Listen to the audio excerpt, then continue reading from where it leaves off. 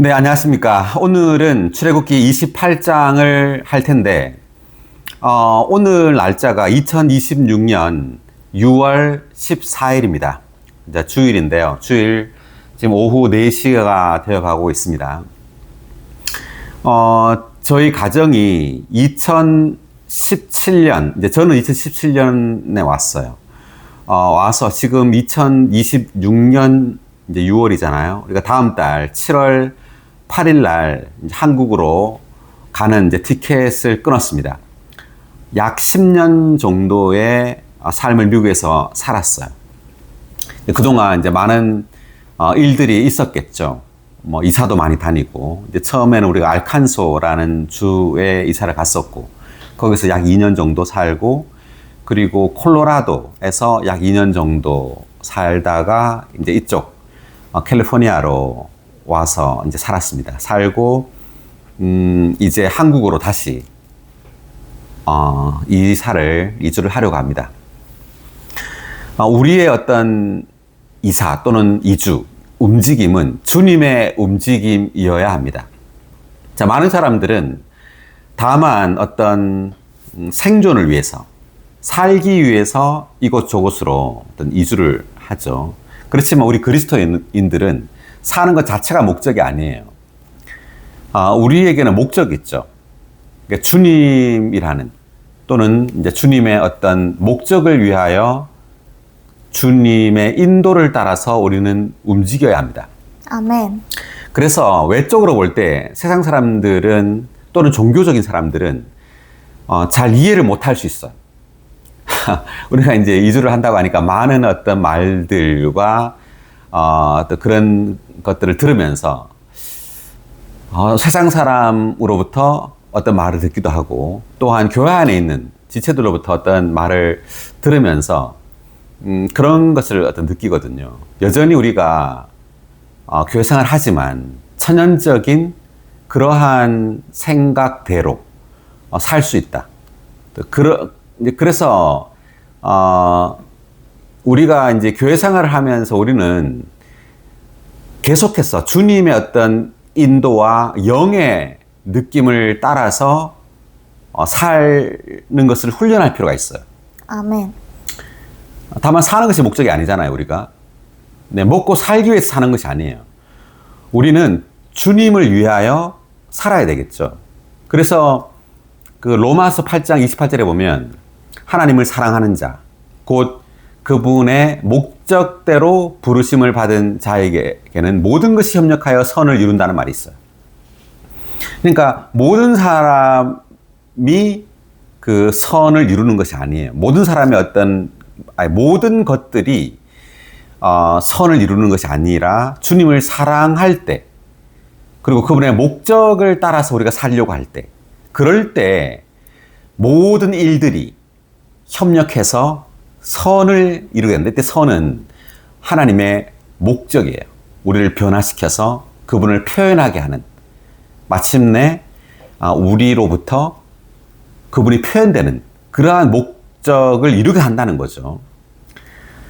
그래서 우리는 어떤 움직임이나 우리의 어떤 삶에 어떤 전환이 있을 때 세상적인 어떤 목적을 따라서 움직이는 것이 아니라 주님의 어떤 목적과 우리의 영안의 어떤 느낌을 따라서 움직일 필요가 있다는 거죠.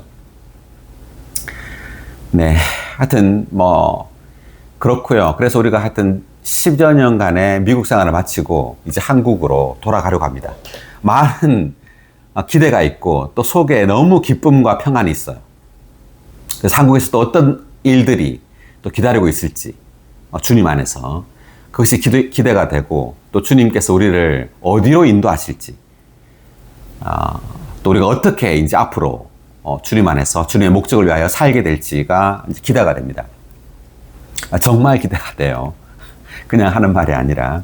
그래서 이걸 위해서 또 기도해 주시고 또 응원해 주시고 격려해 주시기를 바랍니다.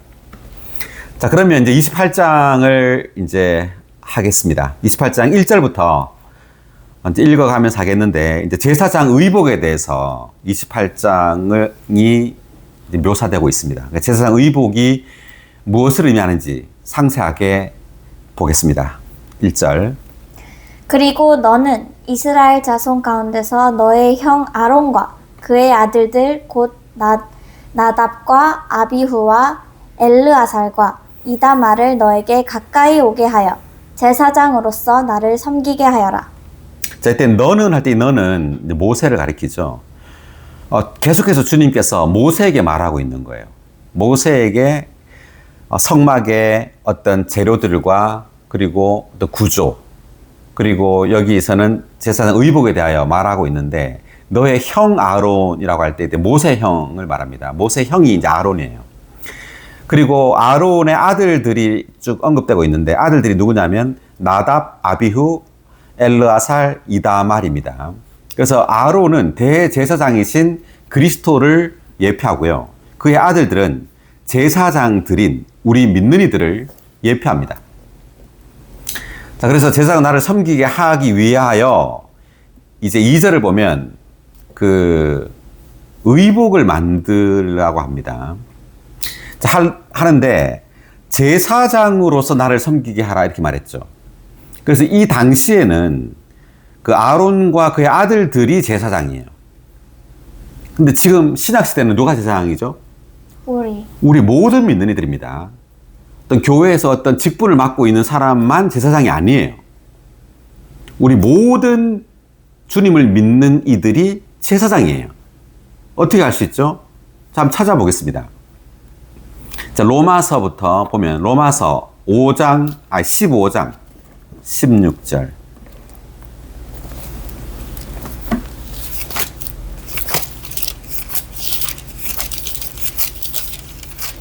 이 은혜로 나는 이방인들을 위한 그리스도 예수님의 사역자, 곧 하나님의 복음에 수고하는 제사장이 되었습니다.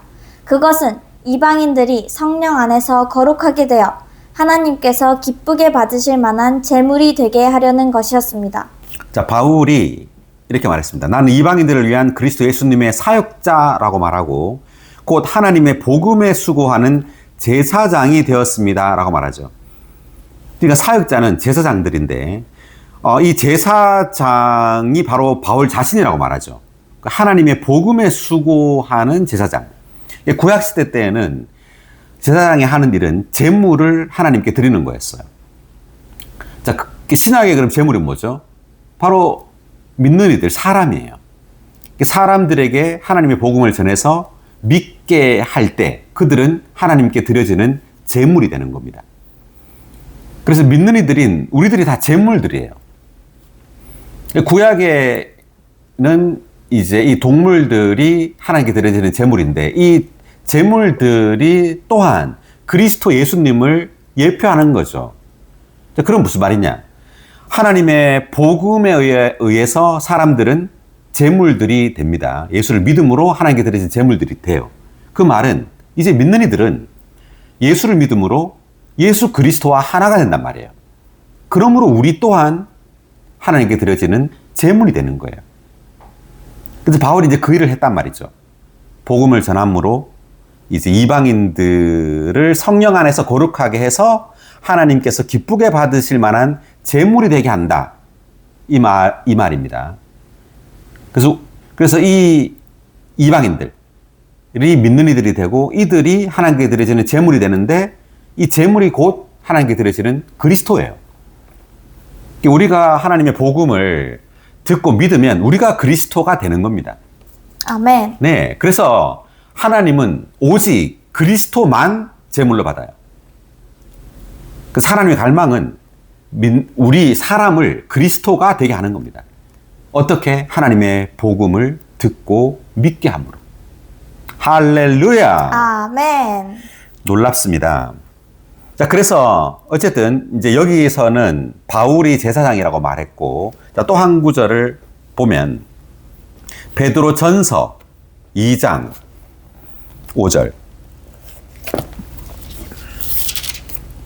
그러면 여러분 자신도 살아있는 돌들로서 영적인 집으로 건축되어 예수 그리스도를 통하여 하나님께서 기쁘게 받으실 영적인 희생 제물을 드리는 거룩한 제사장 체계가 됩니다. 네, 영적인 희생 제물을 드리는 거룩한 제사장 체계가 됩니다. 이렇게 말했죠. 그러니까 우리도 모든 이방인 또는 믿는 이들 모두가 거룩한 제사장 체계가 된다. 이 체계란 말은 이제 복수. 그러니까 단체적인 제사장이 된단 말이에요. 여기 한번 각주에 그런 말들이 있는지를 한번 볼까. 여기는 여기 있네. 자, 여기 2의 그 7번 각주가 있는데, 이번 7번 각주를 다 읽어보지 말고요.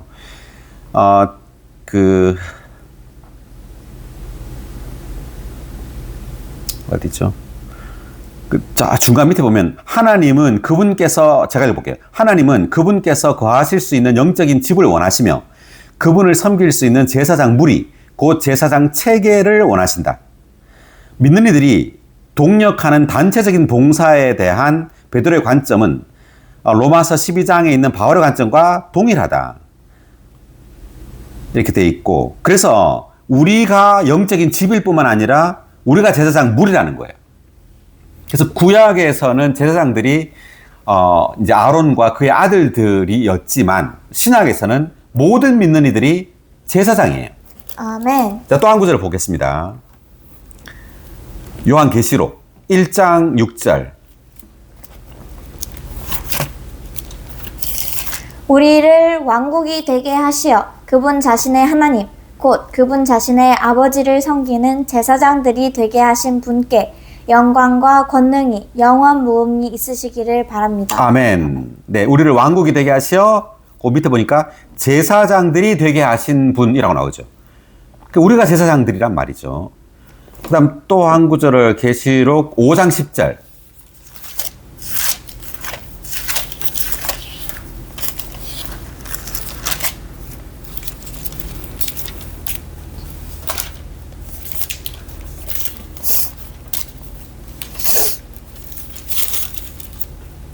그들을 우리 하나님께 왕국이 되게 하시고 제사장들로 삼으셨기 때문입니다. 그들은 땅에서 왕으로서 다스릴 것입니다. 네, 우리를 우리 하나님께 왕국이 되게 하시고 제사장들로 삼으셨다 이렇게 나옵니다. 우리가 제사장들이란 말이고. 자, 마지막으로 20장 6절.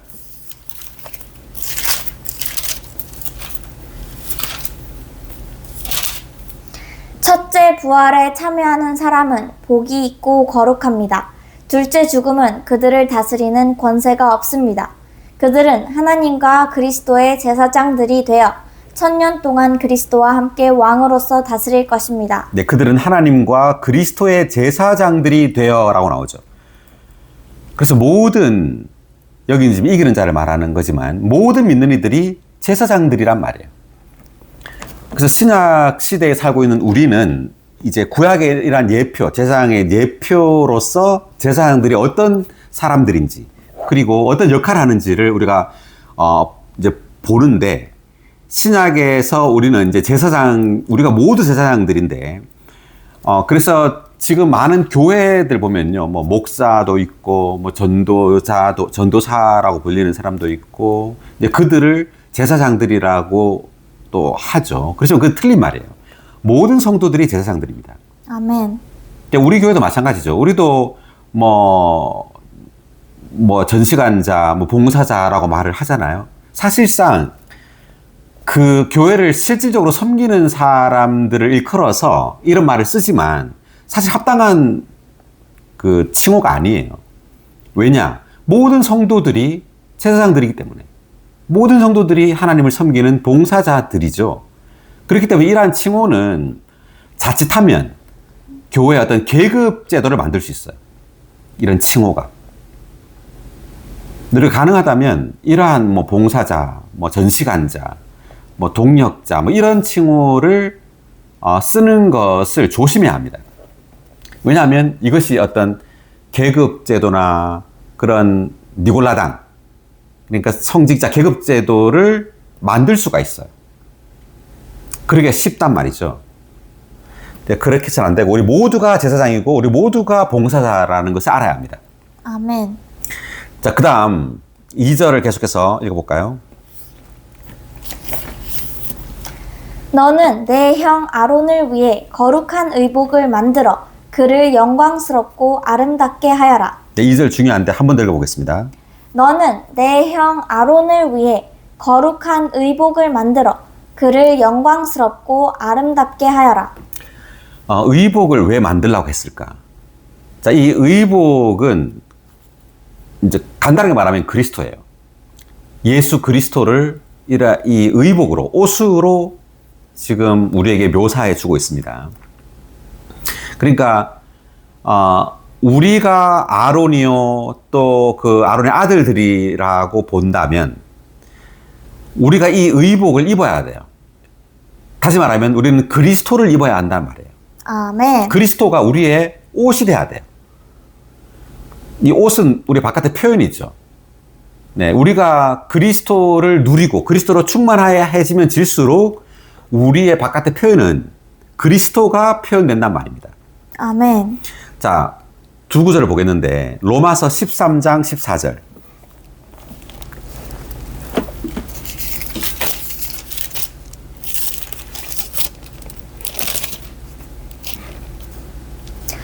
오직 주 예수 그리스도를 입고 욕망을 채우려는 육체의 일은 꾀하지도 마십시오. 네, 오직 주 예수 그리스도를 어떻게 하고? 입고. 입으라고 말했습니다. 이것은 예수 그리스도가 옷이란 말이죠. 그래서 우리는 매일매일 주님의 이름을 부르고 찬송하고 이렇게 기도함으로 매일매일 그리스도로 옷 입는 거예요. 아멘. 네, 그리스도가 우리의 편이 되려면 매일매일 그리스도를 먹어야 되겠죠. 내적으로 주님으로 충만하게 돼야 합니다. 아멘. 또 한 구절은 갈라디아서 3장 27절.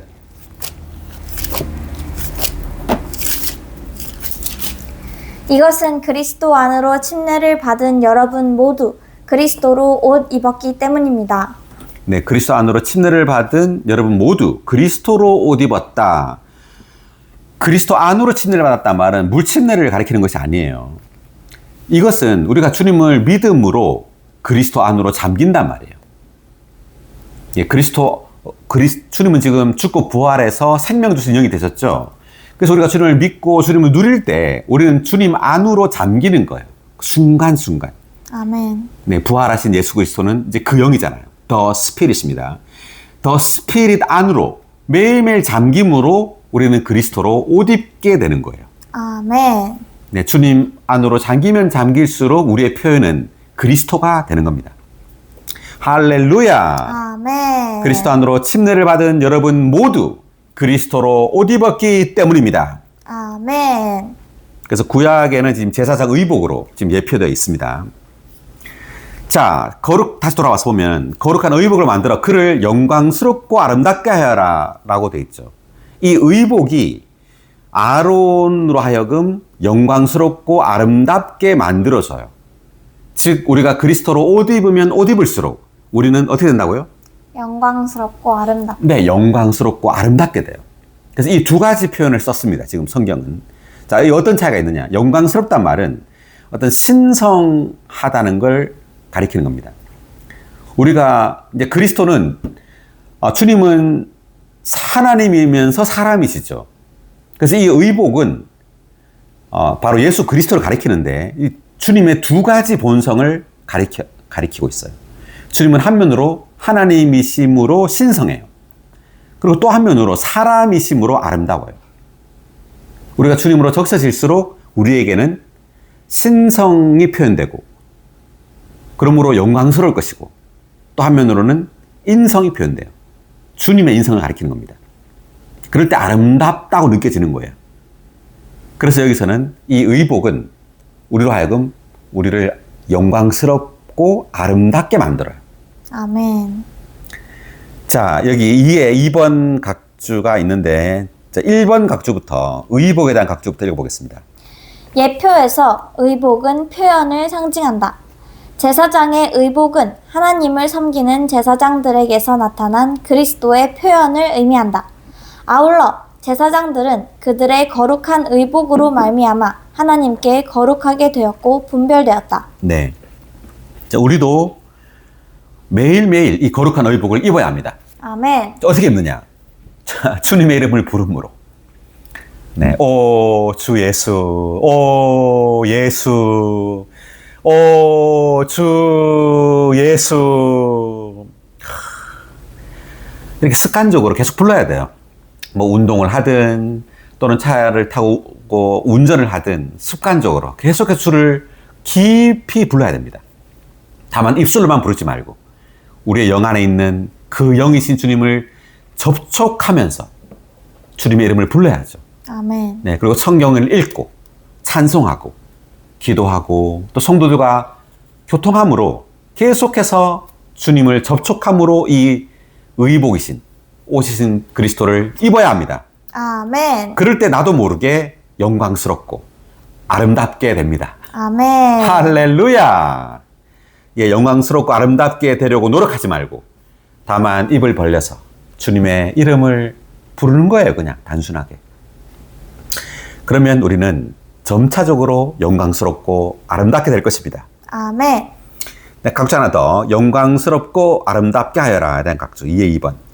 주로 영광과 아름다움을 나타내는 제사장의 의복은 그리스도의 신성한 영광과 인간적인 아름다움의 표현을 상징한다. 네, 여기 나오죠. 그리스도의 신성한 영광 그리고 인간적인 아름다움이라고 나옵니다. 그 다음 영광은 그리스도의 신성, 곧 그분의 신성한 속성들과 관계 있고, 아름다움은 그리스도의 인성, 곧 그분의 인간 미덕들과 관계 있다. 네, 영광은 그리스도의 신성한 속성 그리고 아름다움은 그리스도의 인간 미덕들과 관련된 단어다 이 말이죠.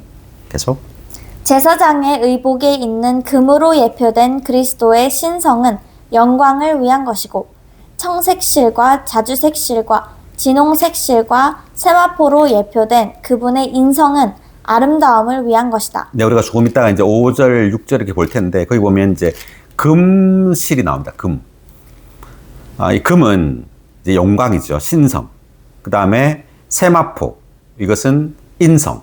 아름다움을 위한 거다라는 거죠. 그래서 신성한 영광과 인간적인 아름다움을 지니신 그리스도를 표현하는 생활은 우리를 거룩하게 하고 제사장 체계가 될 자격이 있게 한다. 네. 오직 그리스도만이 이 두 가지를 표현할 수 있어요. 아멘. 예수 그리스도만이 이 신성한 영광과 인간적인 아름다움 두 가지를 동시에 표현할 수 있어요.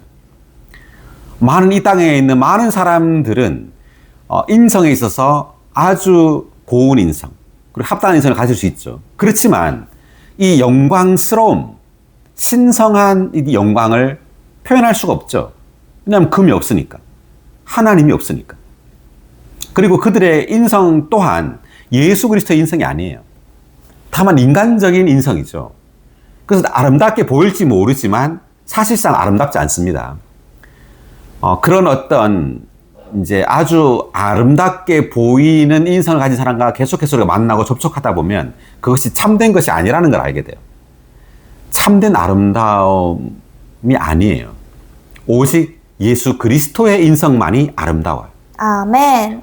우리가 그런 것을 깨달아야 합니다. 그래서 우리가 해야 할 일은 다만 이 두 가지 인성을 가지신, 두 가지 이 영광과 신성과 인성을 가지신 예수 그리스도를 다만 접촉하고 누려야 합니다. 아멘. 네, 그 다음 이제 3절로 넘어가서 3절 읽어볼까요? 너는 지혜로운 마음을 가진 모든 사람, 곧 내가 지혜의 영으로 충만케 한 사람들에게 말하여 그들이 아론에게 의복을 만들어 주어 그를 거룩하게 하고 제사장으로서 나를 섬기게 하여라. 자, 이 의복을 만드는 사람이 이제 따로 있는데 이 사람이 어떤 사람이어야 하느냐 하면 지혜의 영으로 충만한 사람이어야 한다고 말하죠.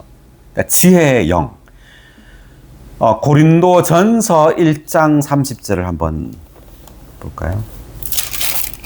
그러나 여러분은 하나님에게서 나서 그리스도 예수님 안에 있고 이 그리스도 예수님은 하나님에게서 나오셔서 우리에게 지혜, 곧 의와 거룩하게 함과 구속이 되셨습니다. 네.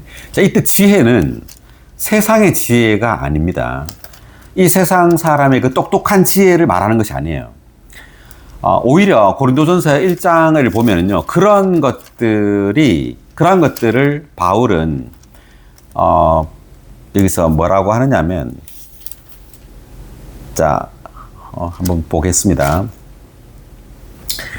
21절을 볼까요? 고린도전서 1장.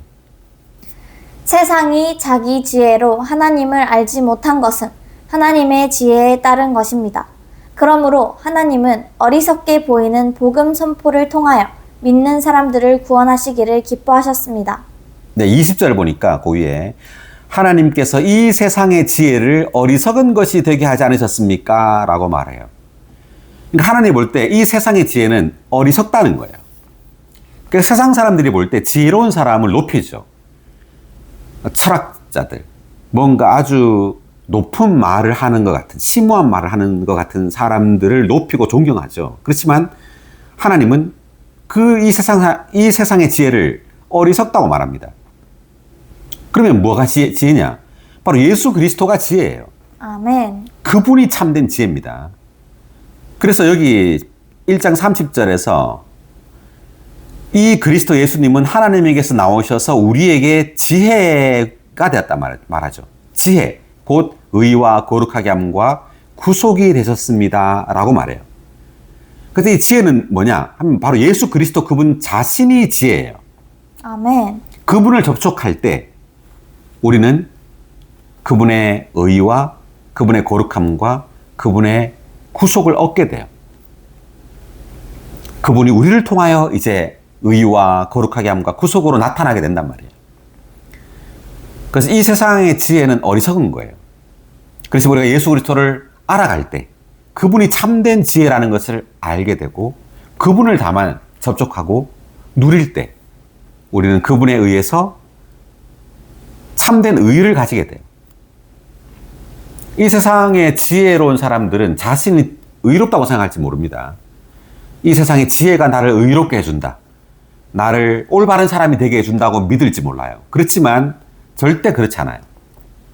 오직 예수 그리스도의 지혜만이, 즉 예수 그리스도 그분 자신만이 우리를 의롭게 만들어요. 아멘. 오히려 이 세상 지혜는 그 사람을 어리석게 만들어요.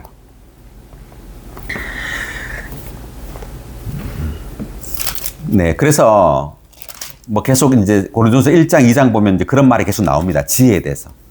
그렇지만 예수 그리스도가 참된 하나님의 지혜다라고 바울이 말하고 있고요. 아멘. 그래서 우리는 이러한 지혜의 영으로, 즉 주 예수 그리스도의 영으로 충만케 되어야 합니다. 아멘. 할렐루야. 자, 그다음 4절 계속해서 본문.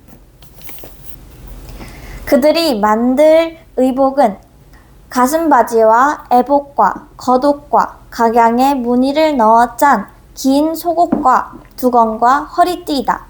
이렇게 내 형 아론과 그의 아들들에게 거룩한 의복을 만들어 주어 그가 제사장으로서 나를 섬기게 하여라. 자, 의복이 지금 간단하지 않습니다. 의복 보면은 이제 가슴바지도 있고요. 뭐 에봇이라고 불리는 이 조끼 같은 거예요. 이 에봇이.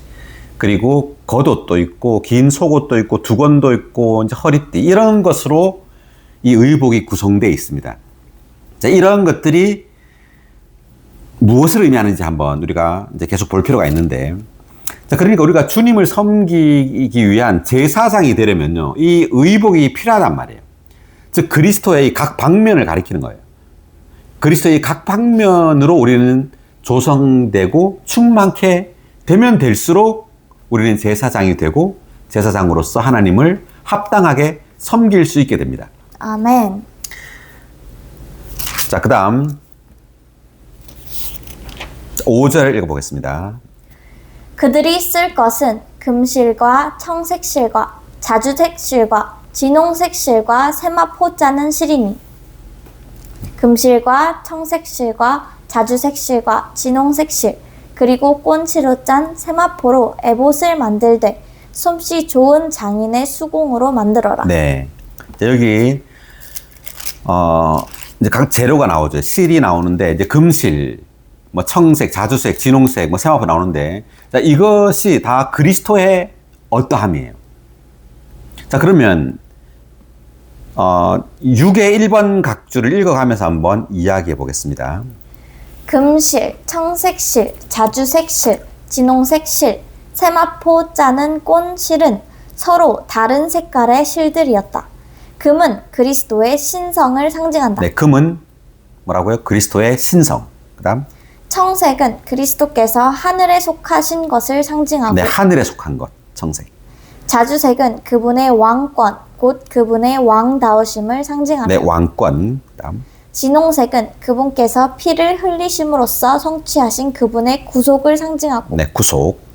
세마포 짜는 꼰실은 그분의 고난들을 통해 나타난 그리스도의 고운 인간 생활을 상징한다. 예. 그러니까 이러한 예수 그리스도의 성분이 이러한 요소가 우리에게 다 역사에 들어와야 합니다. 아멘. 네, 금실, 즉 그리스도의 신성이 우리에게 역사에 들어와야 돼요. 그리고 청색, 하늘에 속한 성분이 우리에게 들어오므로 우리를 통해서 하늘에 속한 어떤 삶이 나타나야 된단 말이고, 자주색, 우리에게서 왕다움이 표현돼야 돼. 그러니까 진홍색, 구속이죠. 그리스도의 구속을 우리 날마다 누려야 됩니다. 아멘. 그 피를 날마다 적용해야 돼요. 우리의 삶에. 이것도 우리가 적용해야 될 겁니다. 피도. 매일매일 우리는 주님께 죄를 자백해야 돼요. 오, 주여, 저희 죄를 용서하소서. 주여, 당신의 보배로운 피로, 오, 주님, 저희 죄를 깨끗이 씻어주소서. 이렇게 매일매일 구속을 적용해야 합니다. 아멘. 그 다음에 세마포 꼰실, 그리스도의 고운 인간 생활이잖아요.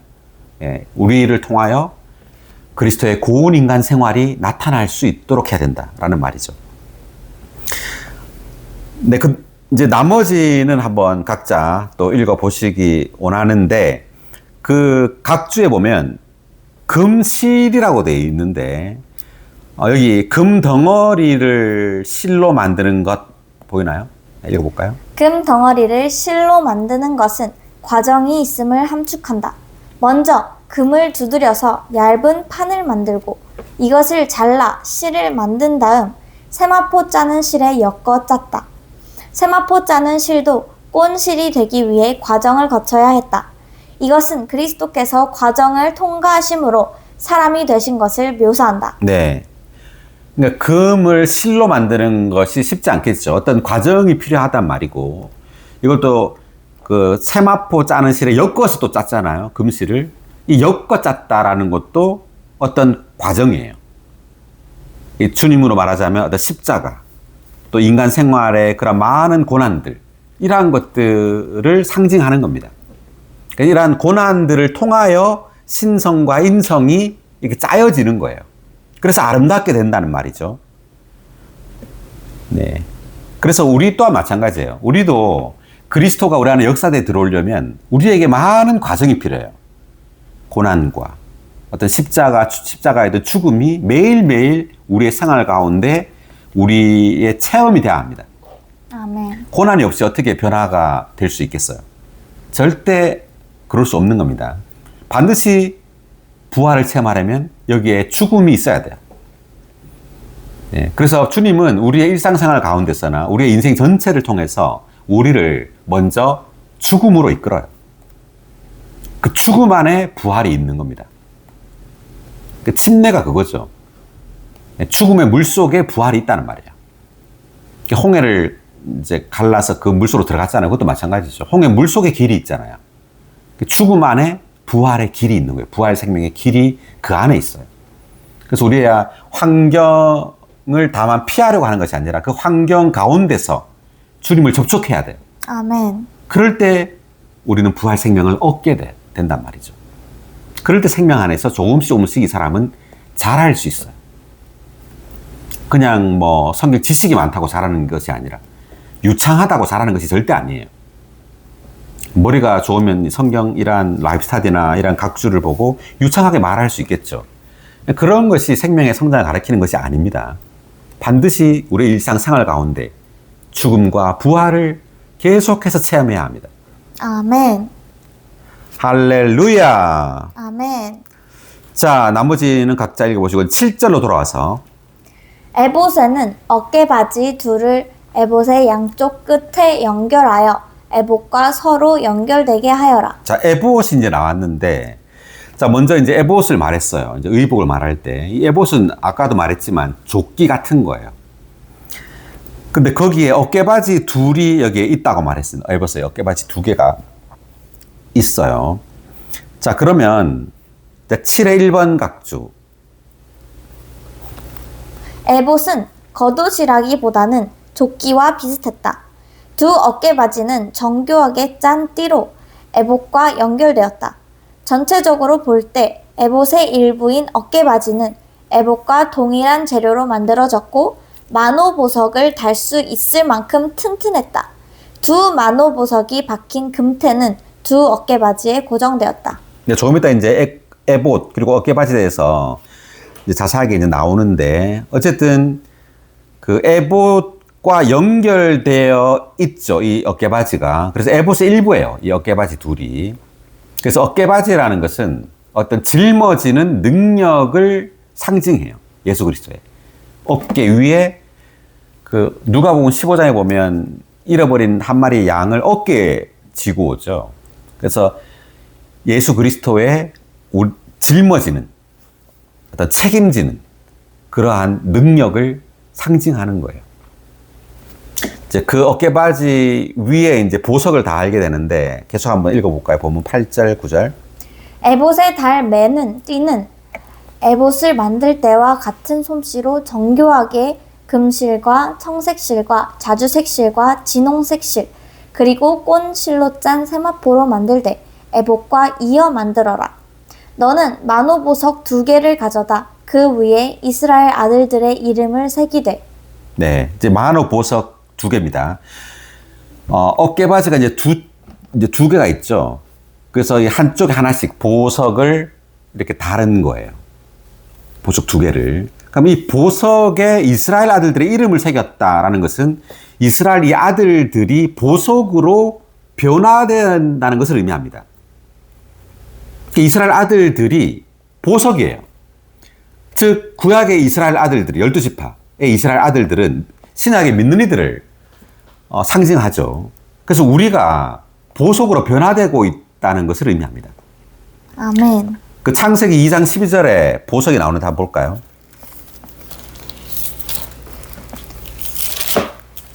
그 땅의 금은 질이 좋았으며 그곳에는 베델리엄과 만호보석도 있었다. 네.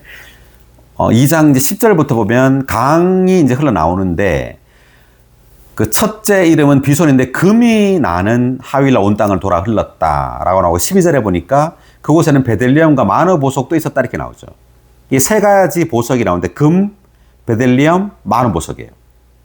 이 세 가지 보석이 어떻게 산출되느냐 하면 강에 의해서 산출됩니다. 강의 흐름으로 이 세 가지 보석이 나오는 거죠. 그럼 이 강은 뭐냐 하면 흐르시는 하나님이에요. 어디 안으로? 믿는 이들 안으로. 그 신약에서 이 강은 바로 그 영, 생명 주시는 영이라고 바울이 말합니다. 그러니까 주님은 이제 성육신하시고 죽고 부활하여 생수의 강으로 믿는 이들 안으로 흘러 들어오셨어요. 아멘. 네. 주님은 강이세요. 우리 바깥의 강이 아니라 우리 존재 안으로 흘러 들어온 강이에요. 이 강은 생수의 강입니다. 생명이 가득한 그러한 물이에요. 이것이 강으로 우리 온 존재를 지금 적시고 우리 온 존재를 어떻게 하고 있다? 변화시키고 있어요. 무엇으로? 금과 진주와 보석으로. 우리는 흙으로 창조되었잖아요. 흙인 사람이 이제 금과 진주와 보석으로 변화되는 거예요. 무엇에 의해서? 이 강에 의해서. 아멘. 이 생수의 강. 신약에서 이 강은 바로 생명 주시는 영이에요. 더 스피릿이죠. 그래서 우리가 주님께서 죽고 부활하여 생명 주시는 영이 되었다는 것을 알지 못하면 성경의 핵심적인 진리를 모르는 거예요. 그 요한복음 7장 39절 한번 볼까요? 그러니까 주님께서 부활하여 생명 주시는 영, 그 영, 예수 그리스도의 영이 되었다는 것을 반드시 알아야 합니다. 아멘. 주님이 실질적으로 믿는 이들 안으로 들어오셨어요. 부활하여 생명 주시는 영이 되심으로 들어오신 겁니다. 아멘. 읽어볼까요? 이것은 예수님을 믿은 사람들이 받을 그 영에 대해 말씀하신 것이다. 예수님께서 아직 영광스럽게 되지 않으셨기 때문에 그 영께서 아직 계시지 않았다. 자, 7장 지금 39절 읽었는데 38절을 보면 나를 믿는 사람은 성경에서 말한 대로 그의 가장 깊은 곳에서 생수의 뭐요? 강. 생수의 강들이 흘러나올 것입니다. 근데 이 생수의 강들이 뭐냐 하니까 39절에 이것은 예수님을 믿은 사람들이 받을 뭐라고요? 그 영. 네, 그 영이 바로 생수의 강이라고 말하잖아요. 아멘. 네, 분명히 이렇게 말하죠. 구약에서는 지금 방금 창세기에서 그 강 하나가 흘러나왔다 할 때 이 강이 바로 이 생수의 강이에요. 신약에서. 근데 이 강이 바로 그 영이라고 말합니다. The Spirit. 근데 이 그 영은 예수님께서 아직 영광스럽게 되지 않으셨기 때문에 그 영께서 아직 계시지 않았다. 즉, 부활하기 전에는, 예수님께서 영광을 받기 전에는 그 영이 존재하지 않았단 말이죠. 그렇지만 주님께서 부활하심으로 주님은 영광스럽게 되셨습니다. 그러므로 주님은 생명 주시는 영이 되신 거예요. 아멘. 할렐루야. 주님께서 생명 주시는 영이 되셨다. 어디에 있죠? 우리의 영. 아니, 성경 구절이. 고린도전서 15장 45절. 고린도전서 15장 45절 후반절. 마지막 아담은 생명 주시는 영이 되셨습니다. 엄청난 구절입니다. 마지막 아담은 예수 그리스도입니다. 예수 그리스도는 부활을 통해 생명 주시는 영이 되셨습니다. 그래서 믿는 이들이 주를 믿을 때 믿는 즉시 생명 주시는 영이 믿는 이들을 안으로, 깊은 곳 안으로, 그게 바로 사람의 영이죠. 그 안으로 들어와서 우리 존재를 적시는 겁니다. 아멘. 그래서 우리의 혼으로, 우리의 몸으로 계속해서 흘러 들어오는 거죠. 그럴 때 우리의 온 존재는 금과 진주와 보석으로 변화되는 거예요. 아멘. 이것이 하나님의 목적입니다.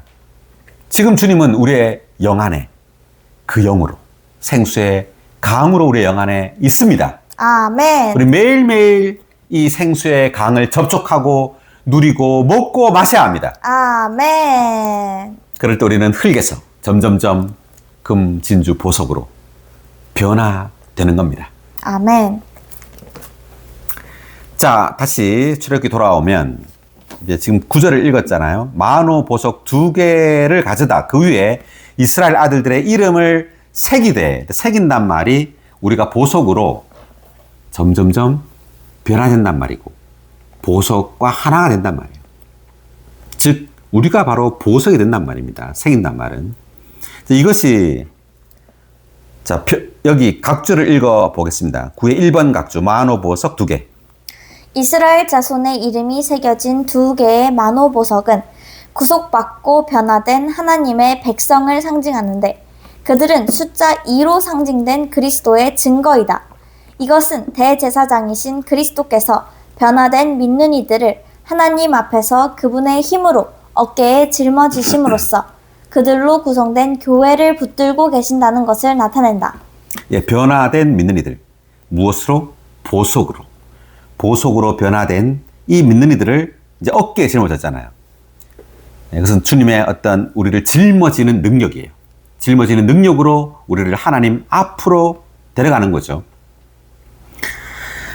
할렐루야! 아멘. 엄청납니다.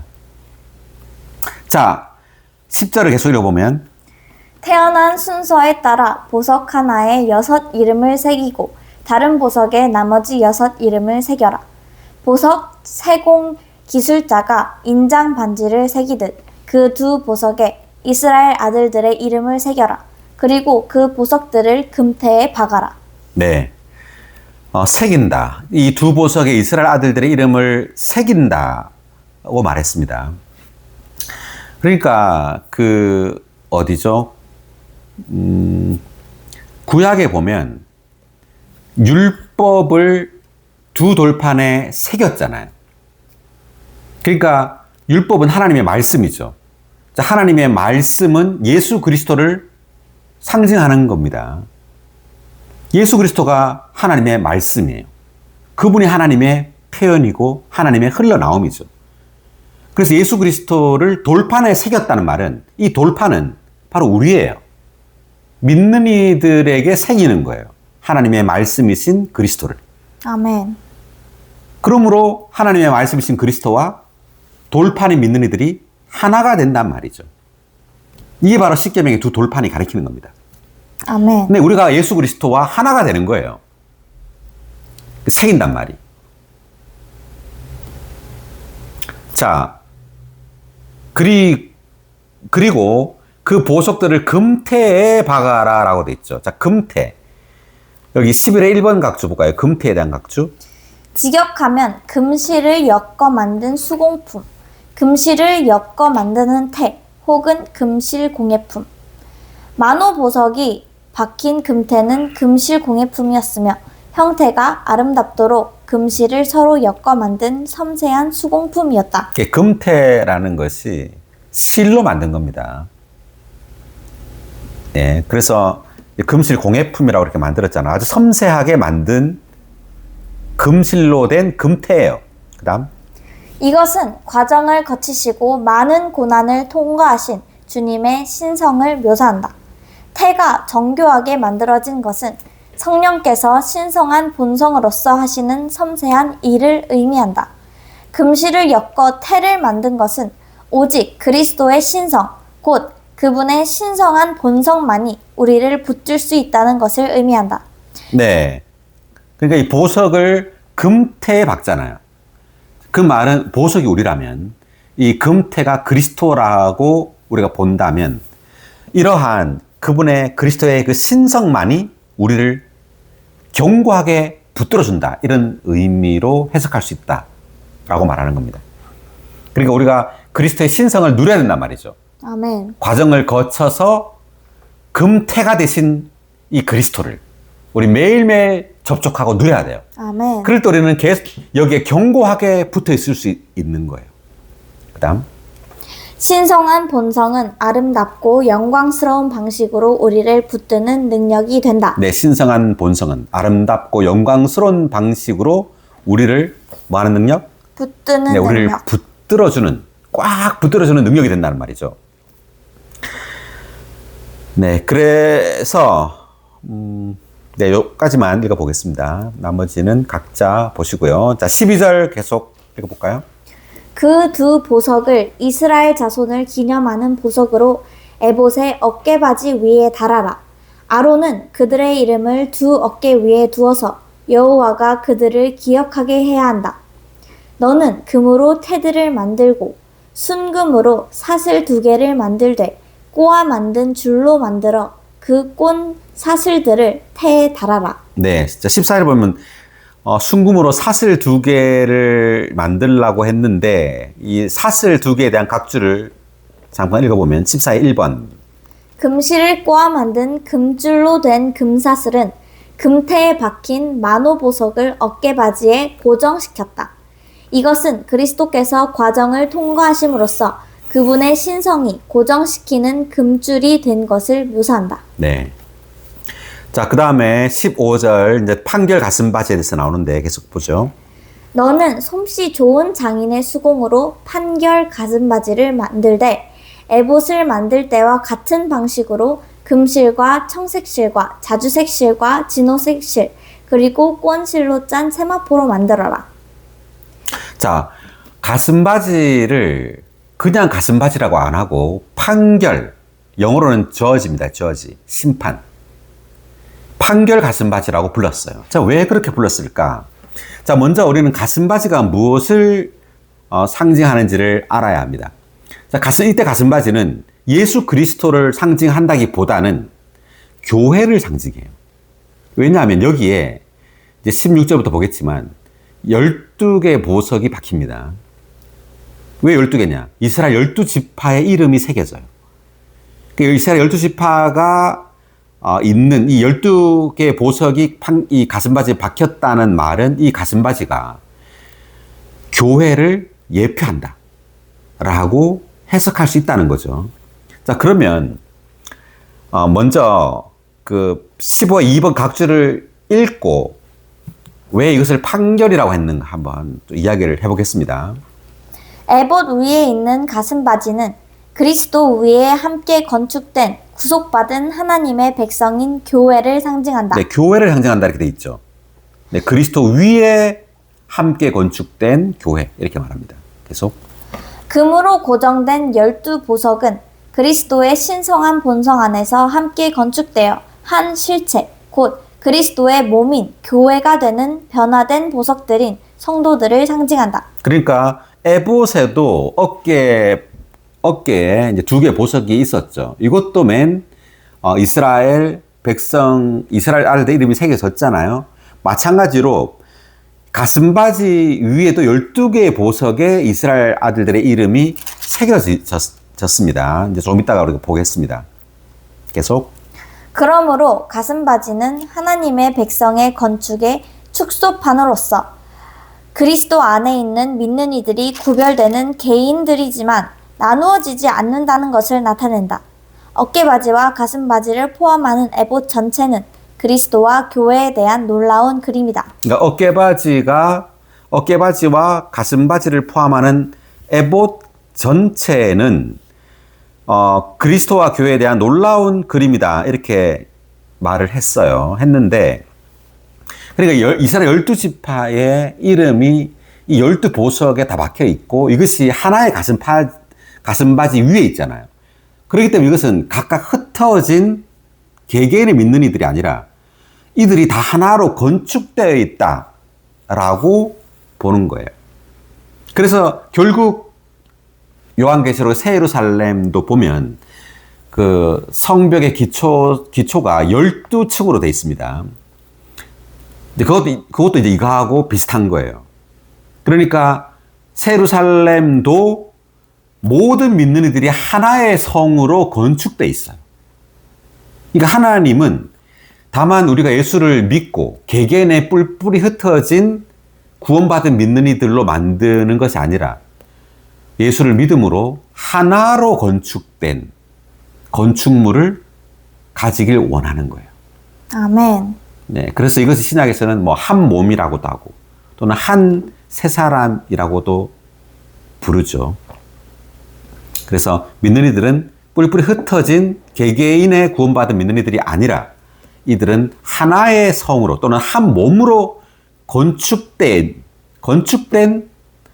서로 연결되고 연합된 믿는 이들이다 라는 거예요. 아멘.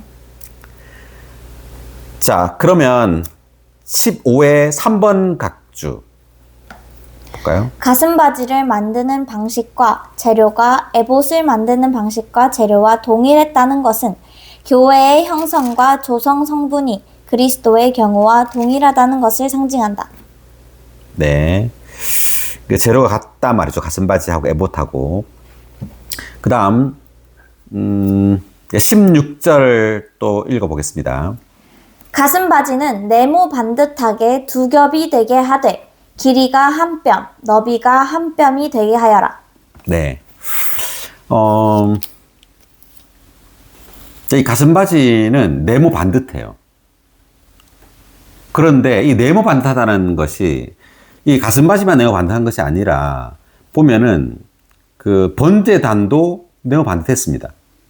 출애굽기 27장 1절에 보면 번제단, 그리고 분향단도 30장에 보면 네모 반듯해요. 그리고 새 예루살렘도 보면 네모 반듯한 성이에요. 지성소가 네모 반듯하죠. 지성소가. 네모 반듯하다라는 것이 완전하다는 뜻이에요. 완전하고 온전하다. 그런 의미가 있어요. 네모 반듯하다는 의미가. 여기 이제 16의 1번 각주, 네모 반듯에 대한 각주 읽어볼까요? 네모 반듯한 것은 흠이 전혀 없는 것을 의미하고 2겹은 어떤 것이 둘이라는 것을 뜻하므로 증거를 함축한다. 그러므로 네모 반듯하게 2겹이라는 것은 온전한 증거를 나타낸다. 그러니까 교회가 지금 가슴바지로 예표되어 있는데 우리가 계속해서 생명 안에서 자랄 때 우리는 계속해서 온전해지고 완전해진다는 말이에요. 그래서 이것이 2겹이다 라는 것이 뭐냐면 증거잖아요. 증거. 그래서 교회는 계속해서 이 그리스도를 분명하게 증거하고 표현하게 된단 말이에요. 우리가 생명 안에 자라면 자랄수록 그리스도가 점점 완전하게, 더 온전하게, 분명하게 나타나겠죠. 이것이 2라는 숫자가 가진 의미예요. 증거. 확실하단 말이죠. 점점점 우리는 2라는 숫자를 가지게 돼요. 더 분명하고 확실하게 그리스도를 표현하게 된다는 뜻입니다. 아멘. 그리고 이제 한 뼘이라 그랬죠. 그러니까 가슴바지가 길이가 한 뼘, 너비가 한 뼘. 그렇게 크지 않죠. 하여튼 이 가슴에 이렇게 있는데 이 한 뼘이라고 표현했다는 것이 의미심장한데 한 뼘이라는 것에 대한 각주를 볼게요. 16의 2번 각주.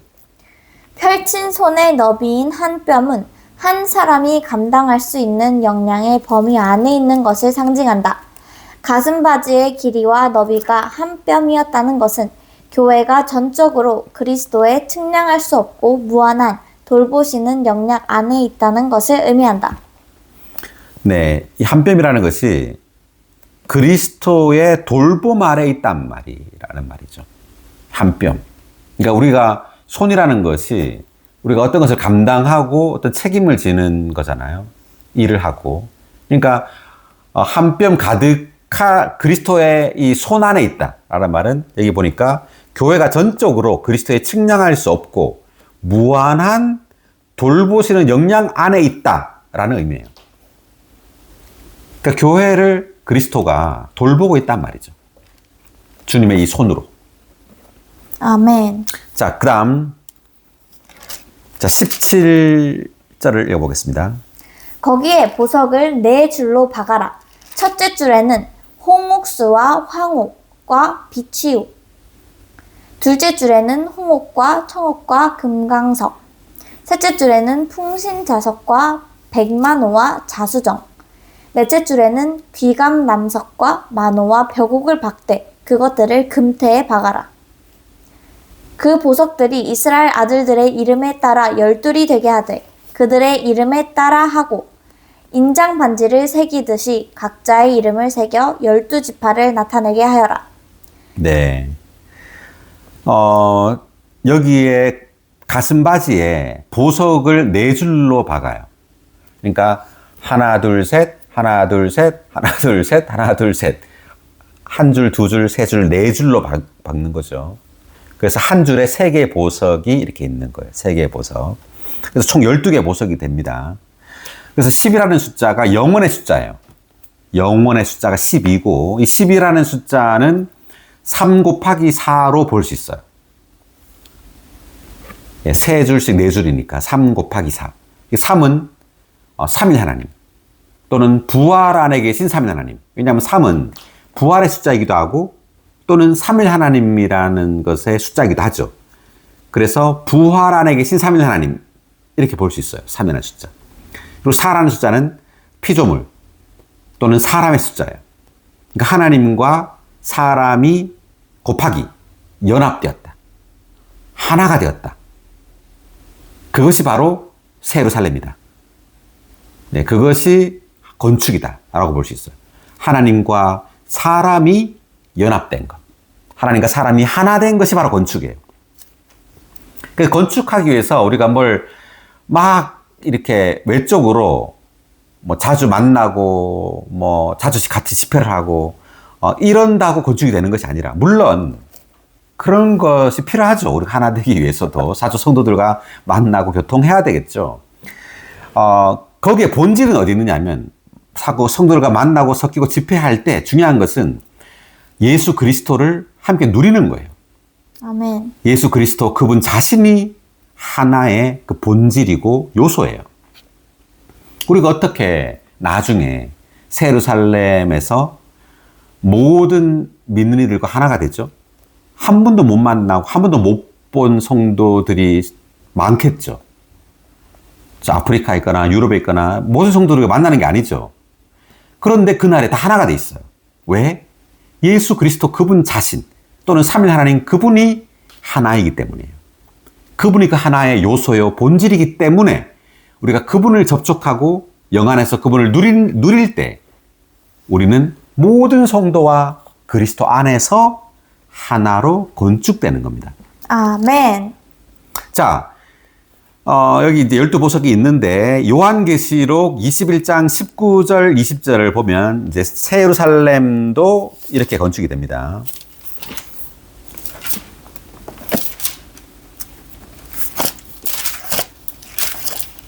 19절. 19, 20절 볼까요?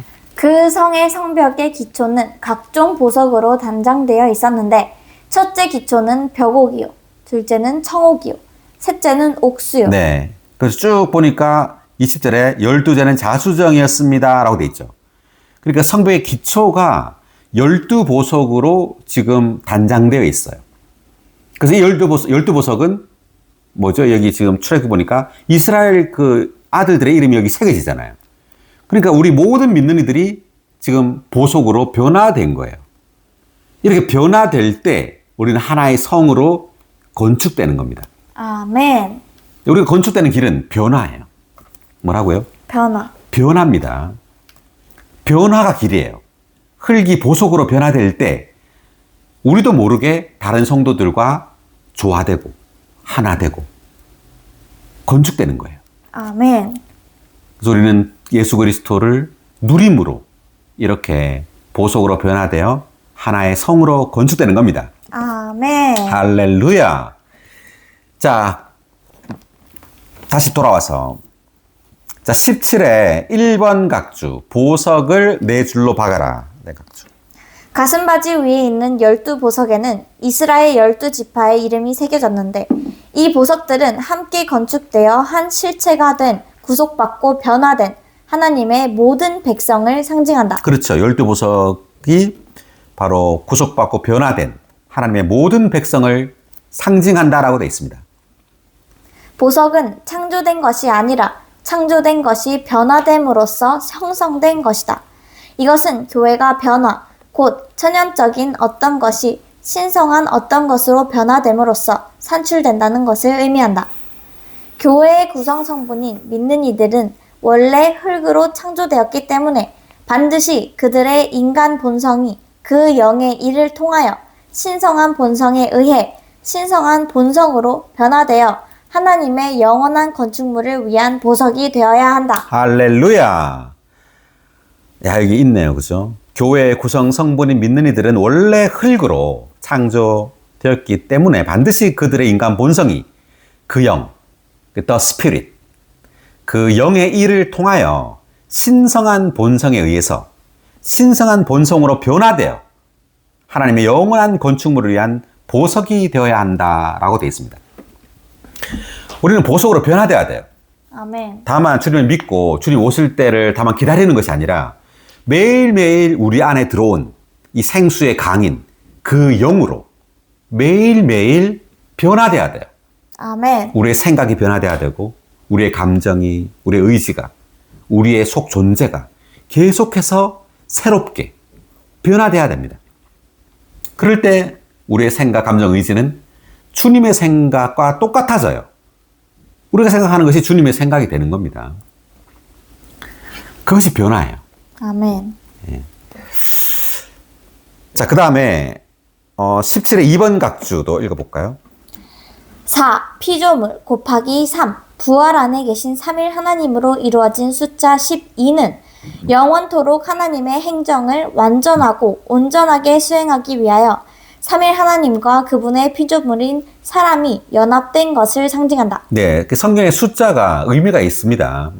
3 곱하기 4죠. 3일 하나님과 사람이 연합되었다는 것을 의미해요. 우리 매일매일 연합돼야 됩니다. 하나님과. 아멘. 그 다음 계속. 보석들이 한 줄에 3개씩 4줄로 배열된 것은 믿는 이들이 변화되었을 뿐 아니라 3일 하나님과 연합되었다는 것을 나타낸다. 보석들이 금태에 박혀 있는 것은 변화되고 연합된 믿는 이들이 그리스도의 신성한 본성 안에서 한 실체로 건축된 것을 의미한다. 숫자 12를 이루고 있는 이 사람들은 하나님의 영원한 목적을 완성하며 우주 안에서 신성한 통치를 수행한다. 하나님의 영원한 계획 안에서 그리고 그분의 영원한 조망에 따라서 그리스도의 가슴에 달려 있고 그분의 사랑스러운 돌봄의 손길 아래에 있는 교회는 삼일 하나님과 구속된 인성의 이러한 연합이다. 네. 그러니까 12보석이 지금 가슴에 달려 있잖아요. 가슴 바지에. 가슴은 성경에서 사랑을 상징합니다. 그래서 교회는 그리스도의 사랑 안에서 건축돼요. 아멘. 사랑 안에서 건축된다는 말이 우리가 주님의 사랑을 매일매일 누려야 되죠. 주님의 사랑이 없이는 우리는 변화될 수가 없어요. 사랑이 굉장히 중요합니다. 주님이 우리를 사랑하기 때문에 우리는 사탄의 어떤 그런 유혹이나 사탄의 방해로부터 우리 넉넉히 이길 수가 있어요. 그게 로마서에 나오죠. 그리고 그 에베소서 4장을 잠깐 보겠습니다. 4장 16절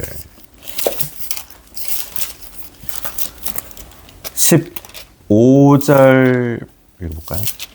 오직 우리는 사랑 안에서 참된 것을 붙잡고 모든 일에서 그리스도 곧 머리이신 분 안으로 자라야 합니다. 네, 사랑 안에서 참된 것을 붙잡고 라고 나오죠. 16절도 제일 뒤에 몸이 자람으로써 읽을까요? 몸이 자람으로써 사랑 안에서 스스로 건축되는 것입니다. 네, 사랑 안에서 스스로 건축된다. In love. 사랑이 굉장히 중요해요. 그러니까 우리가 다만 지식 안에서 자라는 게 아니죠. 지식은 뭐죠? 지식은 교만하게 한다. 고린도전서 8장 1절에 보면 그런 사랑이 건축한단 말이죠. 그러니까 우리가 성경 지식이나 또는 많은 어떤 지식이 있다고 건축되는 것이 아니에요. 반드시 사랑이 있어야 합니다. 아멘. 다르게 말하면 사랑이 곧 건축이에요. 형제 사랑이 곧 건축이다. 곧. 그러니까 우리가 생명 안에서 자라지 않으면 사랑할 수가 없어요. 교회는 아주 냉랭하게 됩니다. 교회는 아주 무미건조하게 돼요. 진리는 많은데 진리는 아주 높고 최고봉일 수 있어요. 그렇지만 교회 분위기는 아주 싸늘하고 냉담할 수 있는 거예요. 우리의 생명이 자랄 때 그 표현은 사랑이어야 되죠. 지식이 아니라.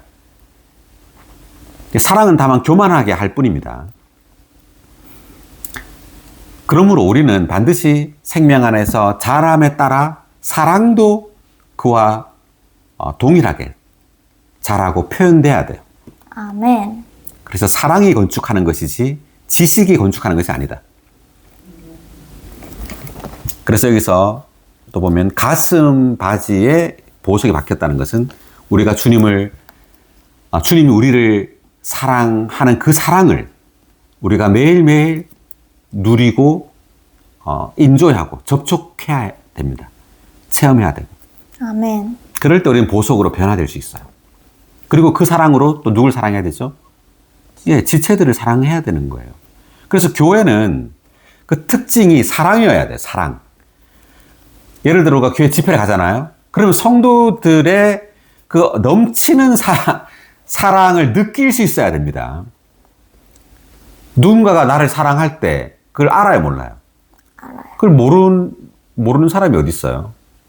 상대방이 나를 미워하는지 사랑하는지를 몰라요? 대부분 알죠. 예. 교회가 냉담한지 사랑이 넘치는지 그걸 한 번만에 알잖아요.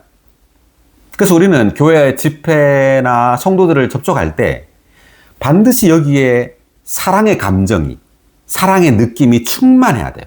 아멘. 그것이 정상입니다. 말로만 우리가 그런 최고봉의 진리를 말하고 또 사랑에 대해서 말을 할 뿐, 사랑의 분위기나 사랑의 어떤 느낌이 없다면 그것은 없는 거예요, 실제가. 많은 어떤 이유를 말할 필요가 없습니다. 그 성도들이 다 알고 있는 거죠, 이 느낌으로. 그래서 진리가 많다고 해서 그 실제가 있는 게 아니다라는 걸 알아야 합니다. 자, 어쨌든 여기 이제 가슴바지 했고요. 그 다음 21에 1번 각주, 새긴다. 에 대한 각주. 보석의 12지파의 이름을 새긴 것은 믿는 이들의 마음 안에 그리스도를 새겨 넣어 그들을 그리스도를 내용으로 하는 그리스도의 살아있는 편지들이 되게 하는 것과 일치한다. 네, 그리스도의 살아있는 편지. 이게 어디 나오느냐면 고린도후서 3장 3절을 보겠습니다.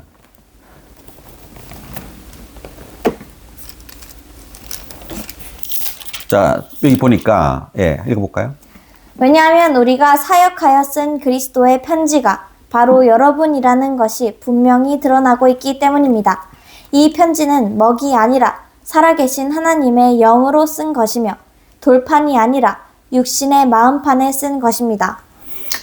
네, 그리고 여기서 바울은 그리스도의 편지라는 말을 쓰죠. 그 편지가 누구라고요? 여러분이라고 말하잖아요. 그러니까 바울이 고린도 성도들에게 그리스도를 새겨놓은 거예요. 그래서 믿는 이들로 하여금, 고린도 성도들로 하여금 그리스도의 살아있는 편지가 되게 한 겁니다. 그래서 우리 성도들을 접촉할 때 그리스도를 읽을 수가 있어요. 왜? 그들이 그리스도로 새겨졌기 때문에. 그리스도를 볼 수 있단 말이에요. 그 사람들 통해서. 다만 도덕이나 어떤 철학이나 열심을 보는 것이 아니라 그리스도라는 한 인격을 볼 수 있어야 돼요. 아멘. 그래서 여기서 바울은 이제 구약의 십계명, 돌판에 새겨진 그 십계명을 가지고 비교하잖아요. 그래서 이 편지는 먹이 아니라 살아계신 하나님의 영으로 썼다 이렇게 말하죠. 신약의 사역은 그 영, 그 영의 사역이에요. 그 영을 역사에 넣는 거예요, 믿는 이들에게. 다만 지식을 역사에 넣는 게 아니라 성경의 많은 지식을 다만 그들로 알게 하는 것이 아니라 살아계신 하나님의 영을 역사에 넣어야 돼요. 아멘. 그래서 돌판에 새기는 것이 아니라 육신의 마음판에 이걸 새겨 넣어야 된다. 네, 믿는 이들의 마음 안에 하나님의 살아있는 영을 새겨 넣어야 된다는 거죠. 그래서 마음에 새기기 위해서는 어떻게 되냐면 마음이 열려야 돼요. 머리, 이 지식이 열리는 게 아니라 그들의 마음이 주님께 열려야 돼요. 그 마음이 사랑하는 기관이잖아요. 그래서 우리가 성경을 공부하든 목양을 하든 그렇게 할 때 그들의 마음이 열어지게 해서 주님을 사랑하도록 그들을 목양하고 그들을 돌봐야 된단 말이죠. 다만 지식만 많도록 하는 것이 아니라 주님을 사랑해야 된단 말이에요. 이것이 마음에 새겨졌단 말이에요. 아멘. 네, 다시 돌아와서 각주 계속 읽어볼까요? 믿는 이들이 그리스도를 체험할 때 그분은 믿는 이들 안에 새겨지신다. 12보석에 새겨진 글자들은 하늘에 속한 알파벳이신 그리스도의 예표이다. 네.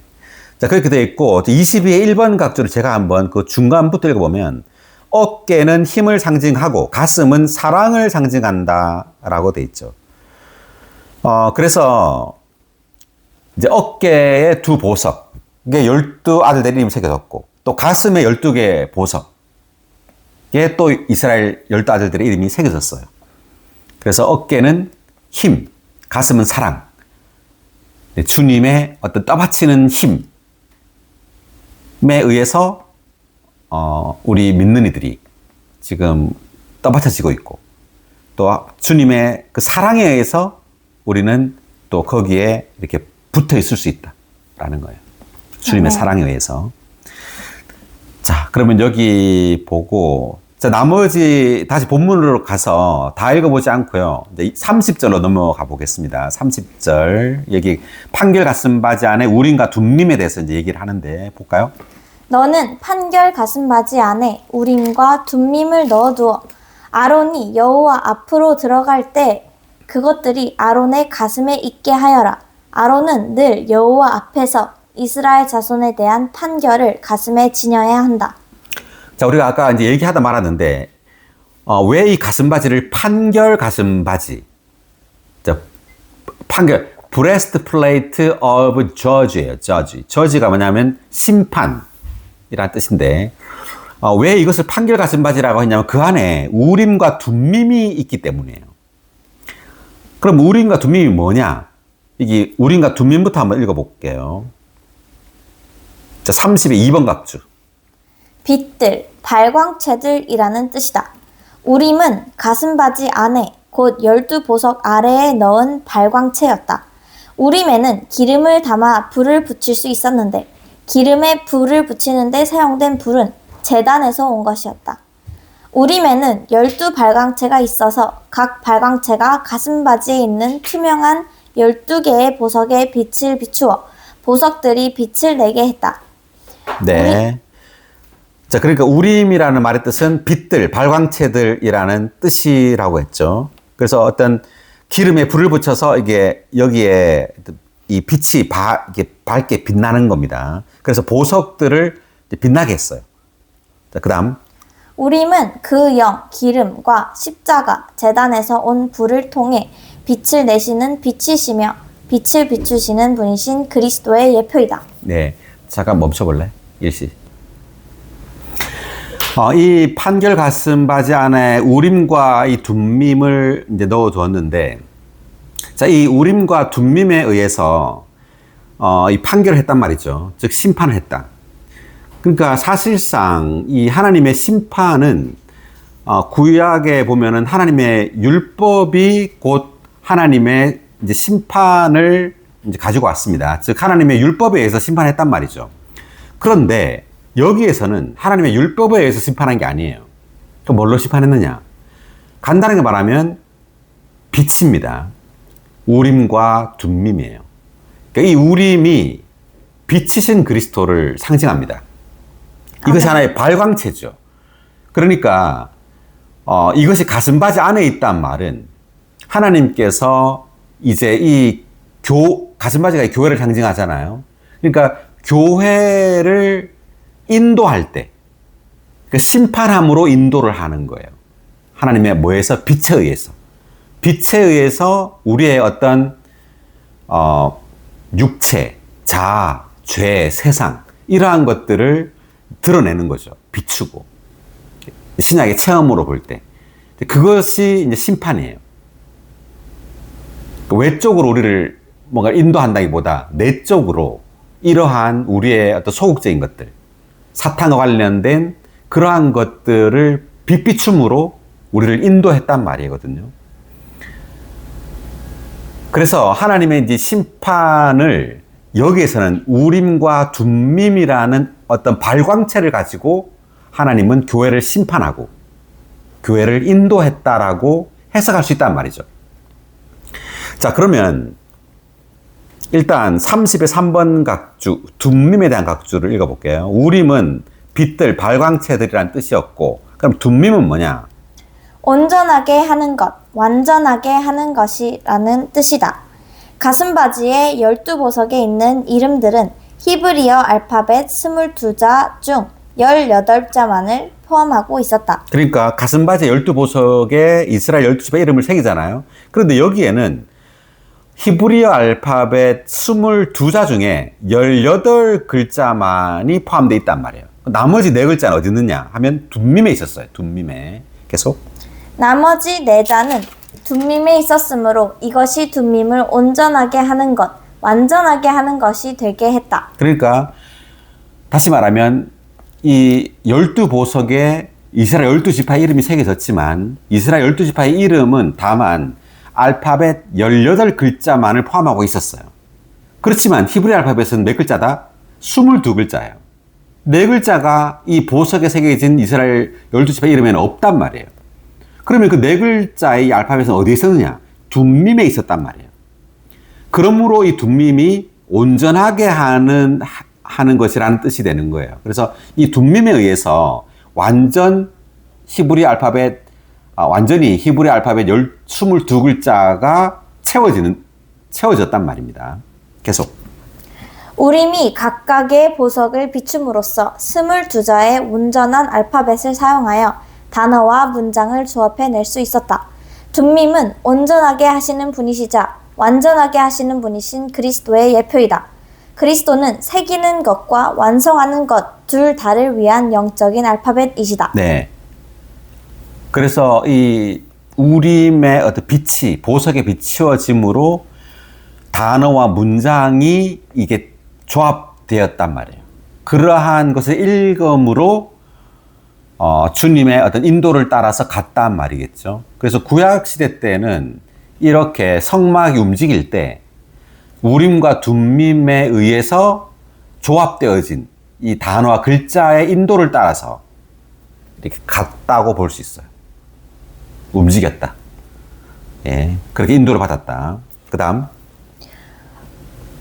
우림과 둠밈은 하나님께서 그분의 백성에게 말씀하시기 위한 수단이시며 하나님의 증인이시자 하나님의 증거이신 그리스도의 예표이다.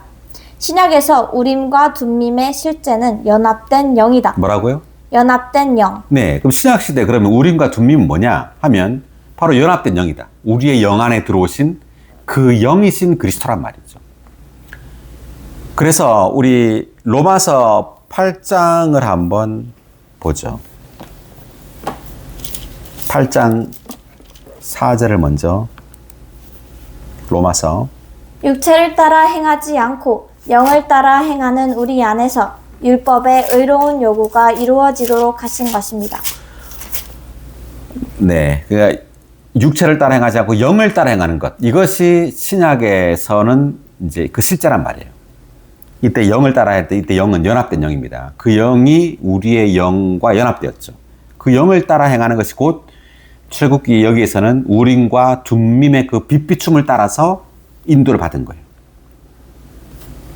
그리고 또 로마서 8장 14절. 왜냐하면 누구든지 하나님의 영의 인도를 받는 사람들이 하나님의 아들들이기 때문입니다.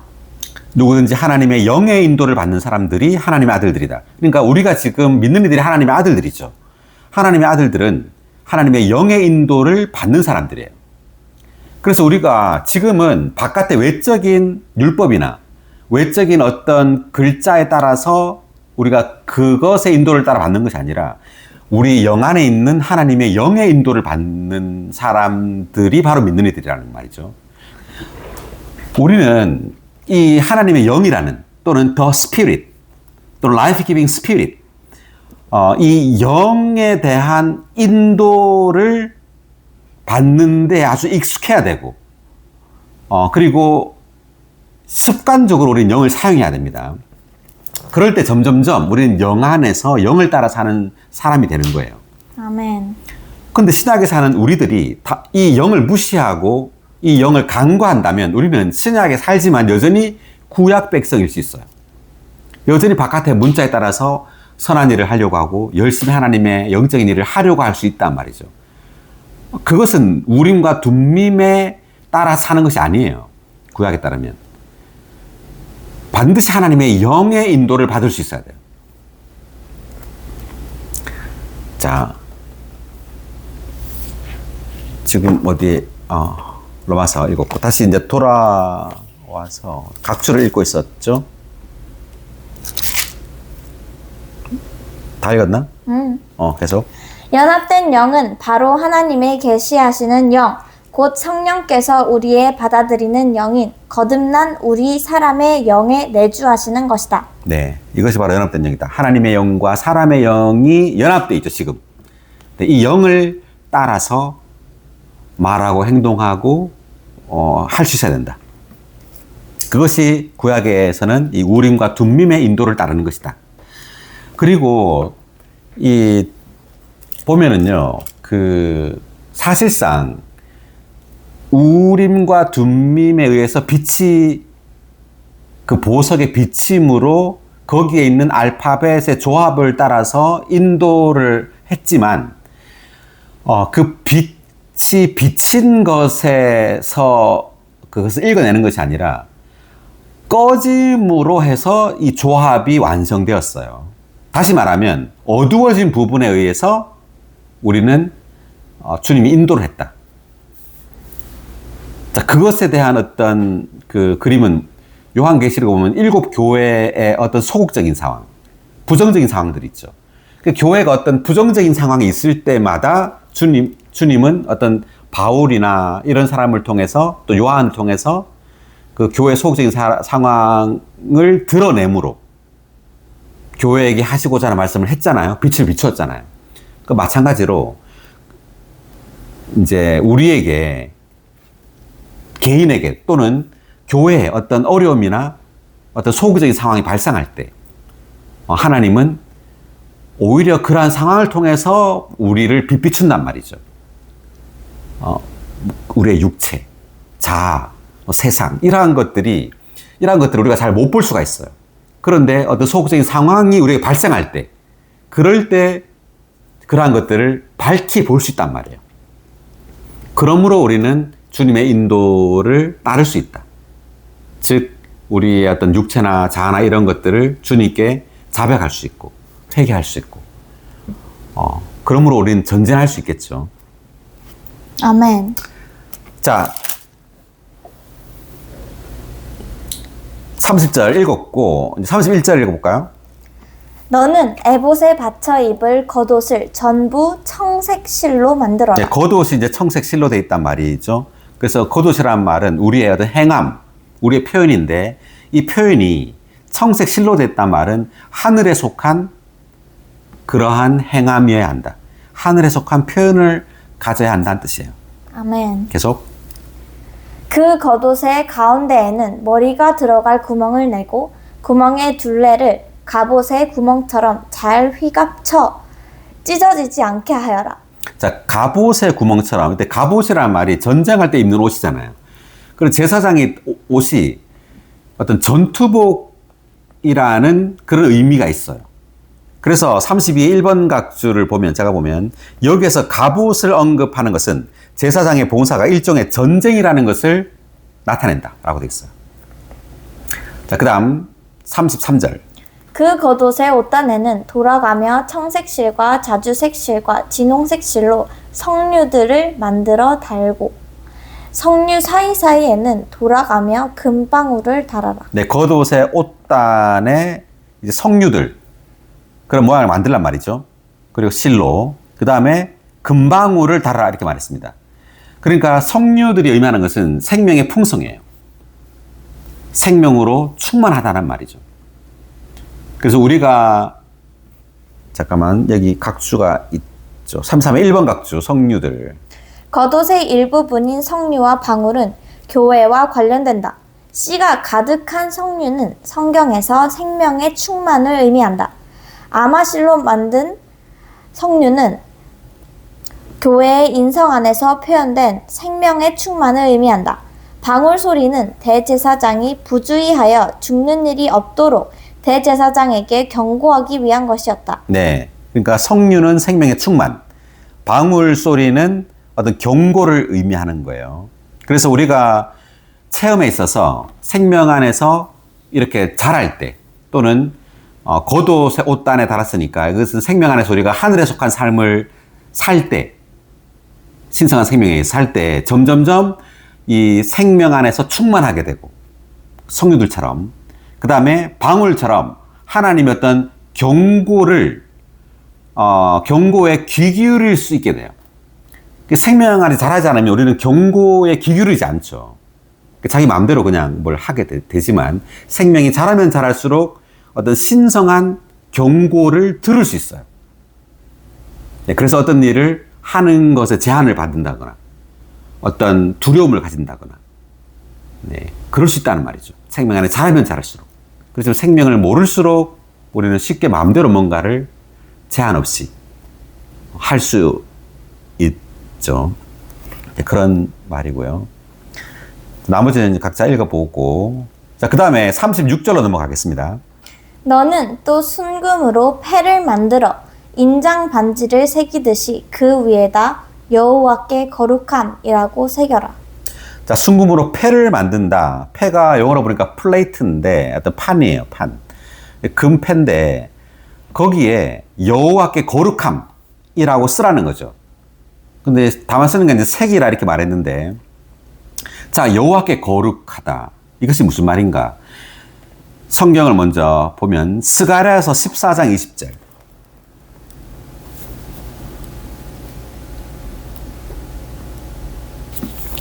습이죠, 습.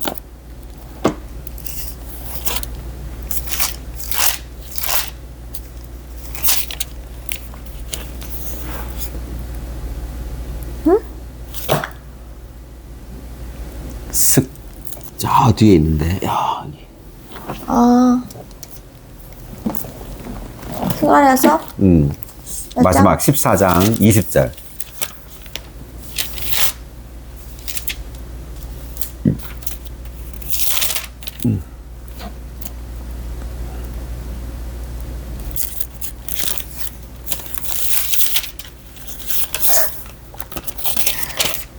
20절?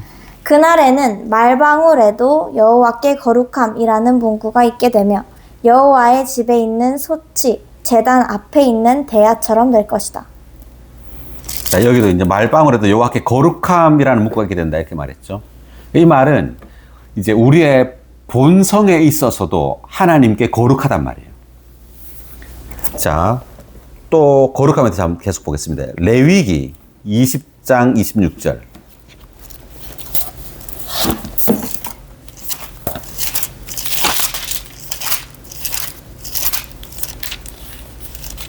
나 여호와가 거룩하니 너희도 나에게 거룩한 사람이 되어야 한다. 나는 너희를 여러 백성 가운데에서 따로 구별하여 내 것이 되게 하였다. 그러니까 우리가 하나님께 완전히 구별되어 하나님 것이 되려면 우리가 어떻게 해야 된다고요? 거룩한 사람. 네, 거룩한 사람이 되야 된단 말이에요. 근데 다만 의로운 사람만이 아니라 내적 존재에 있어서도 거룩하게 돼야 된단 말이죠. 그럴 때 온전히 우리는 하나님의 것이 돼요. 자, 또 한 구절. 베드로 전서 1장 16절.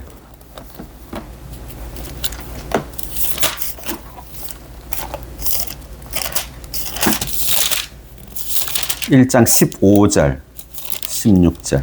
여러분을 부르신 거룩하신 분을 따라 여러분 자신도 모든 생활 방식에서 거룩하게 되십시오.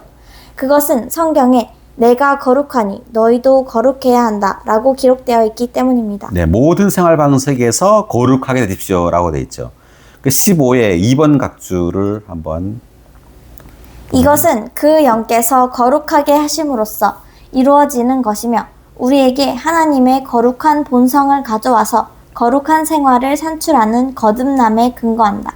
우리가 어떻게 거룩하게 되느냐 하면 그 영께서 거룩하게 해야 돼요. 아멘. 네, 그 영이 거룩함이죠.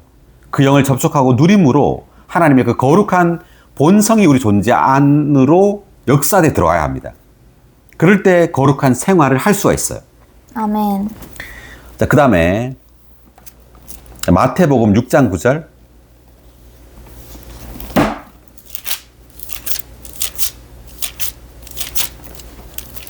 그러므로 여러분은 이렇게 기도하십시오. 하늘에 계신 우리 아버지, 아버지의 이름이 거룩히 여겨지도록 하시며. 네, 아버지의 이름이 어떻게? 거룩히 여겨지도록 하시며. 아버지는 거룩하시죠. 그러니까 아버지가 거룩해지도록 기도하는 것이 아니라 아버지의 이름이 거룩히 여겨진다라는 말은 아들들이 거룩하게 될 때 아버지의 이름이 거룩하게 된단 말이에요. 아멘. 그래서 이 기도를 하라고 말을 했고, 그 다음에 요한복음 17장 17절.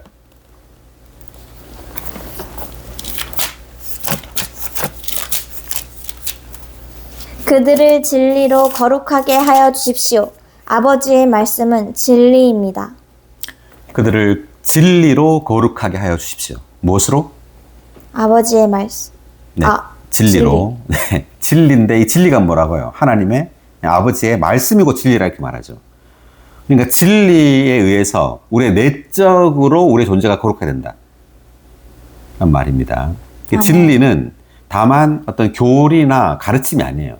실제예요. 아멘. 그러니까 하나님의 말씀이 그 실제를 가지고 있단 말이죠. 그러니까 우리가 주님의 말씀을 다만 읽기만 해도 그 거룩한 요소가 우리 존재 안으로 역사돼 들어와서 우리는 거룩하게 돼요. 아멘. 그 다음 계속 구절을 몇 구절 더 보겠습니다. 로마서 6장 19절.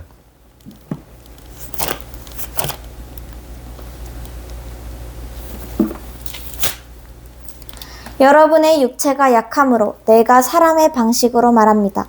이전에 여러분이 여러분의 지체를 더러움과 불법에게 노예로 내어주어 불법에 이른 것과 같이 이제는 여러분의 지체를 의에게 노예로 들여 거룩하게 됨에 이르십시오. 예, 여러분의 지체를 의에게 노예로 드려 거룩하게 됨에 이르십시오. 자, 이때 의에게 노예로 든다. 이때 의는 예수 그리스도입니다. 예수 그리스도에게 노예로 드려서 거룩하게 됨에 이르라 이렇게 말하죠.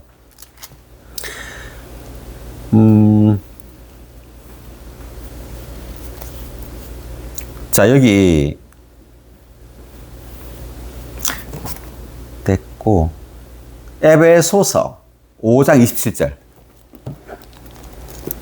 거룩하게 된다에 대한 말씀을 우리가 좀 많이 보겠습니다.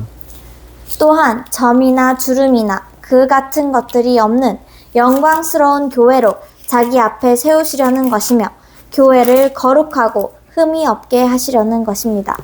교회를 거룩하고 흠이 없게 한다. 그러니까 사람이 거룩하게 된다는 것은 노력으로 되는 것이 아니에요. 오직 하나님만 거룩한 분이에요. 아멘. 그분의 거룩한 성분, 그분의 거룩한 요소가 사람 안으로, 내적 존재 안으로 흘러 들어와야 돼요. 아멘. 그럴 때 우리는 하나님처럼 거룩하게 돼요. 그것이 하나님께서 원하시는 겁니다. 그럴 때 교회는 영광스럽게 되는 거예요. 아멘. 할렐루야. 여기 27의 5번 각주를 읽어볼까요? 거룩하고 거룩하다는 것은 그리스도로 적셔지는 것이고 그리스도로 말미암아 변화되는 것이다. 흠이 없다는 것은 점도 없고 주름도 없는 것으로서 옛사람의 타고난 생명에 속한 것이 전혀 없는 것이다. 네, 거룩하다는 것은 그리스도로 적셔지는 것이고 그리스도로 말미암아 변화되는 것이다 라고 되어 있습니다.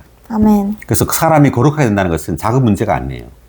사람이 어떻게 거룩하게 될까요? 우리는 하나님이 거룩하다고 말하죠. 거룩하신 하나님 이렇게. 그렇게는 할 수 있지만 어떻게 이 타락한 사람이 거룩하게 될 수 있는가? 성경은 그렇게 말하잖아요. 교회를 거룩하게 하라고. 거룩하고 흠이 없게 한다고 말하죠.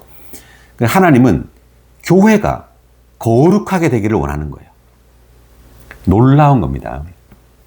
어떻게 교회가 거룩하게 되는가? 하나님의 그 거룩한 그 본성이 사람 안으로 흘러 들어올 수 있기 때문에 교회는 거룩하게 되는 겁니다. 아멘. 또 한 구절 보겠습니다. 자, 히브리서 2장 11절. 거룩하게 하시는 분과 거룩하게 되고 있는 사람들이 모두 한 분에게서 났으므로 예수님께서 그들을 형제들이라 부르시기를 부끄러워하지 않으시고. 네, 거룩하게 하시는 분이 바로 예수 그리스도고 거룩하게 되고 있는 사람들이 교회인 우리죠. 모두 한 분에게서 났다. 하나님 아버지를 말하는 겁니다. 한번 났으므로 예수님께서 그들을 형제들이라 불렀단 말이죠. 우리 믿는 이들을 예수님 그분 자신이 우리를 형제들이라고 불렀어요. 왜? 둘 다 거룩하게 되고 있기 때문에.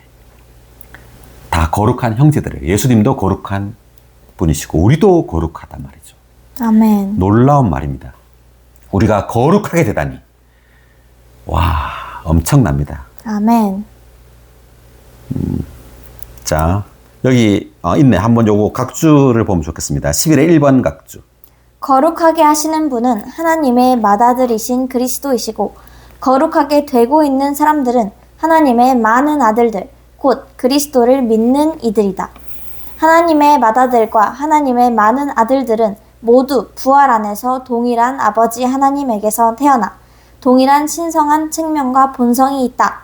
그러므로 예수 그리스도는 그들의 형제들이라 부르시기를 부끄러워하지 않으신다. 할렐루야. 아멘.